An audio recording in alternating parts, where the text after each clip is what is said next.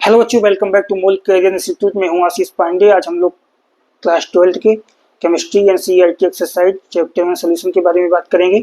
देखेंगे कि एक्सरसाइज का क्वेश्चन हम लोग कैसे इजी मेथड से सॉल्व कर सकते हैं। तो आज हम लोग एक्सरसाइज नंबर 1.6 के बारे में बात करेंगे। इसके पहले हम लोग 1.4 और 1.5 के बारे में बात कर चुके हैं, कैसे इजी मेथड पे हम लोग उसको सॉल्व किए थे।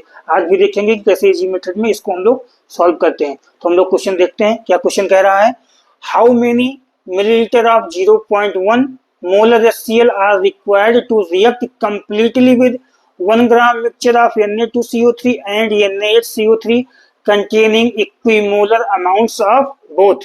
मीन्स क्वेश्चन क्या कह रहा है, 1 ग्राम मिक्सचर, किसका मिक्सचर, Na2CO3 एंड NaHCO3, जब ये सेम मोल में हो, इनका मोल क्या है, सेम मोल में हो, तो कंप्लीट रिएक्शन के लिए 0.1 मोलर HCl के कितने ml की आवश्यकता होगी कंप्लीट रिएक्शन के लिए।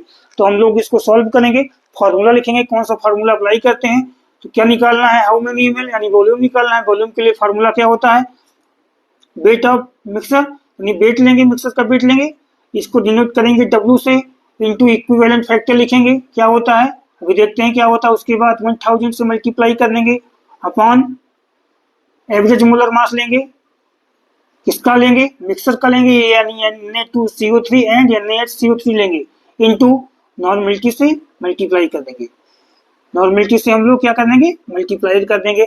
अब हम लोग जो ये वर्ड लिखे हैं इसको डिनोट करते हैं, क्या क्या है इसका मतलब, कि आप लोगों को आसानी रहे बाद में क्वेश्चन सॉल्व करने के लिए। तो W का मतलब क्या हो गया, mass of mixture, mass of mixer, mixer का क्या हो गया, मास हो गया।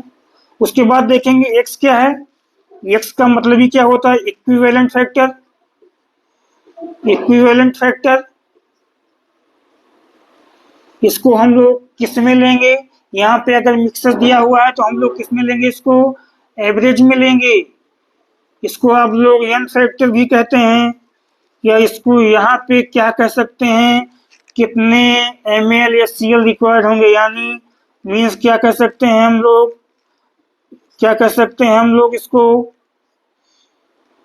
HCl required. उसके बाद ये देखेंगे MAB का क्या मतलब है, average, average molar mass of mixer, molar mass of mixer. उसके बाद एन क्या है, ये नॉर्मलिटी है, एन क्या दिया हुआ है, नॉर्मलिटी दिया हुआ है। अब हम लोग इस फार्मूले पे अप्लाई कर देंगे, कौन क्या क्या दिया हुआ है हमको उसको पुट कर देंगे। दिया हुआ है, वेट दिया हुआ है मिक्सर का, कितना दिया हुआ है, 1 ग्राम, यहाँ पे 1 लिख लेंगे। इसके बाद क्या दिया हुआ है, इक्विवेलेंट फैक्टर। तो इक्विवेलेंट फैक्टर किसका निकालना है हम लोगों को, किसका निकालना है, मिक्सर का निकालना है। इक्विवेलेंट फैक्टर किसका निकालना है, मिक्सर का निकालना है। किसका निकालना है इक्विवेलेंट फैक्टर, मिक्सर का निकालना है। ठीक है, तो मिक्सर का कैसे इक्विवेलेंट फैक्टर निकालेंगे, ये क्या है, बेसिक साल्ट है, ये क्या है, एसिडिक साल्ट है। तो सॉल्ट का इक्विवेलेंट फैक्टर कैसे हम लोग निकालते हैं, टोटल पॉजिटिव चार्ज या टोटल नेगेटिव चार्ज। तो चार्ज कैसे हम लोग देखेंगे, इसको क्या कर लेंगे, आयोनाइज कर लेंगे। आयोनाइज करने पे ये किस पे टूटेगा, 2Na प्लस में टूटेगा, और CO3 2 माइनस में टूटेगा। यानी टोटल पॉजिटिव चार्ज या टोटल नेगेटिव चार्ज ही उसका इक्विवेलेंट फैक्टर हो जाएगा। इस पे कितने टोटल पॉजिटिव चार्ज हैं देखेंगे, 2Na है यानी 2 चार्ज हो गया। अगर नेगेटिव चार्ज लेंगे तब भी 2 हो जाएगा, यानी इसका इक्विवेलेंट फैक्टर क्या आया, इक्विवेलेंट फैक्टर जिसको डिनोट करते हैं हम लोग x से 2 आ गया। इसको हम लोग आयोनाइज करेंगे तो Na प्लस में आयोनाइज होगा, और किस में होगा, HCO3 माइनस में होगा। यानी अगर इस पे टोटल चार्ज देखेंगे तो सोडियम के ऊपर क्या है, 1 चार्ज है प्लस का, इस पे क्या है, नेगेटिव चार्ज है। यानी इक्विवेलेंट फैक्टर साल्ट का निकालने के लिए टोटल नेगेटिव चार्ज या टोटल पॉजिटिव चार्ज। तो टोटल नेगेटिव या टोटल पॉजिटिव क्या होगा, अगर पॉजिटिव का लेंगे तब भी 1 होगा, नेगेटिव का लेंगे तब भी 1 होगा, तो 1 हो गया। यानी इक्विवेलेंट फैक्टर ऑफ NaHCO3 1 हो गया।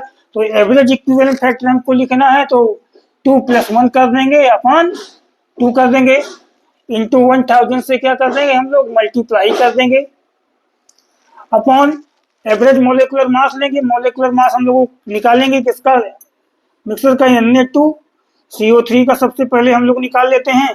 सोडियम का मास कितना होता है 23 होता है, इसको 2 से मल्टीप्लाई कर देंगे, प्लस कार्बन का कितना होता है 12 होता है, प्लस ऑक्सीजन का कितना होता है 16 होता है। कितने एटम है 3 हैं एटम है।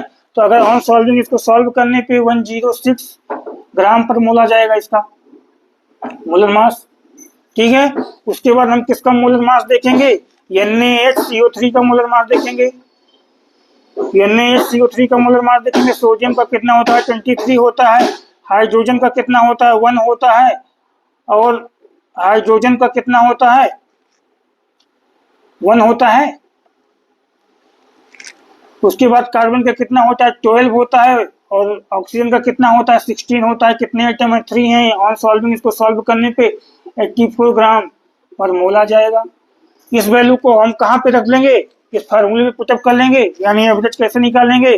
तो पहले का क्या है 106 प्लस 84 एवरेज निकालेंगे, 2 से डिवाइड कर देंगे, इनटू क्या दिया हुआ है नॉर्मेलिटी दिया हुआ है। नॉर्मेलिटी निकालने के लिए हम लोगों के पास फार्मूला क्या होता है, क्या molarity into equivalent factor. Molarity कितना दिया हुआ है HCl का 0.1 दिया हुआ है। इक्विवेलेंट फैक्टर कैसे निकालेंगे, ये HCl क्या है एसिड है, एसिड का इक्विवेलेंट फैक्टर कैसे निकालते हैं, number of replaceable H plus ion. जितने H प्लस आयन रिप्लेस हो जाएं उसी को हम लोग क्या बोल देते हैं इक्विवेलेंट फैक्टर बोल देते हैं। कितने हाइड्रोजन आयन है 1 है, तो इसका सॉल्व करने पे क्या आएगा 0.1, तो यानी 0.1 यहाँ पे आ गया। इसको अगर हम लोग वैल्यू को सॉल्व करेंगे 157 इंटू 89 ml आ गया, यानी सॉल्व करने पे ये आ गया वैल्यू।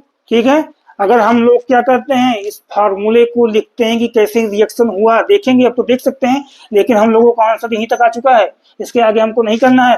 अगर फार्मूले को देखेंगे तो हम लोग कैसे सॉल्व करते हैं देखते हैं। अगर Na2CO3 का HCl से रिएक्शन हम लोग कराते हैं तो क्या आएगा, HCl से रिएक्शन कराने पे क्या आएगा NaCl plus H2O plus CO2। हम लोग इसको बैलेंस कर लेंगे, हम लोग इसको बैलेंस कैसे करेंगे देखेंगे। यहाँ पे Na क्या है 2 है सोडियम, यहाँ पे 2 कर लेंगे। यहाँ पे Cl कितना है 2 है, यहाँ पे 2 कर लेंगे, बैलेंस हो गया। अब देखेंगे सोडियम बाई कार्बोनेट से रिएक्शन कराएंगे, NaCO3 से कराएंगे किसका HCl का, क्या बन के आता है NaCl बन के आएगा, और वाटर बन के आएगा, और CO2 बन के आएगा, ठीक है, ये बैलेंस है रिएक्शन। अब इसमें क्या है NaHCO3 से रिएक्शन करने के लिए कितने मोल HCl की आवश्यकता पड़ी 1 मोल, एक ही है। Na2CO3 से रिएक्शन करने के लिए कितने मोल HCl की आवश्यकता पड़ी 2 मोल, यानी हम लोग बिना रिएक्शन लिखे हुए आंसर आ गए। ठीक है, ऐसे इजी मेथड से हम लोग आगे भी क्वेश्चन करते रहेंगे। Thank you.